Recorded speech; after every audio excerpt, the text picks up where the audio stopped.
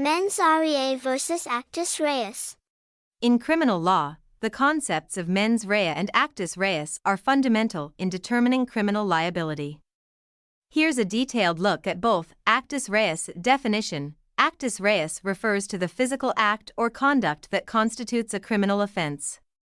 It is the external component of a crime and involves the actual commission of a criminal act, omission, or a state of affairs. Key aspects. 1. Physical act. This could be a voluntary action, such as hitting someone or stealing property. 2. Omission. In some cases, failing to act, when there is a legal duty to act, can be considered actus reus. For instance, failing to provide necessities to a dependent child. 3.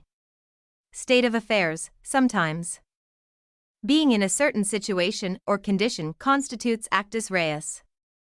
For example, being in possession of illegal drugs. 4. Voluntariness. The act must be voluntary, meaning it is done by the defendant's will. Actions done under duress, reflex actions, or while unconscious are generally not considered voluntary. Mens rea definition. Mens rea refers to the mental state or intention of the person committing the crime. It is the internal component of a crime and involves the defendant's state of mind and intention at the time of the criminal act. Key aspects. Intent. The highest level of mens rea is having a specific intent to commit a crime. For example, intending to kill someone, in a murder charge, or intending to steal, in a theft charge. Knowledge. Knowing that one's actions are likely to lead to a criminal result. For instance, knowing that driving a car without a license is illegal. Recklessness. A lower level of mens rea where a person disregards a substantial and unjustifiable risk. For example, driving at high speed in a crowded area. Negligence.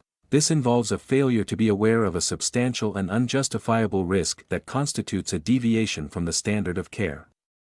It is typically lower than recklessness. For example, causing harm due to careless driving.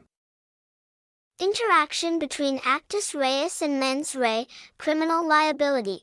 For most crimes, both actus reus and mens rea must be proven for a person to be found guilty. The prosecution must show that the defendant committed the physical act, or omission, and did so with the requisite mental state. Different crimes. Some crimes are classified as strict liability offenses, where proving mens rea is not required. In these cases, it is enough to show that the actus reus occurred, regardless of the defendant's mental state, overlap, and complexity. The interaction between actus reus and mens rea can be complex. For instance, in a crime like attempted murder, the defendant must have the intention, mens rea, to kill and must have taken steps towards committing the murder, actus reus.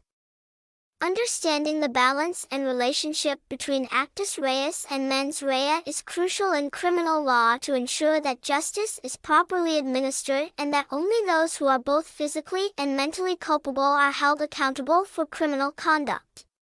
Law case notes.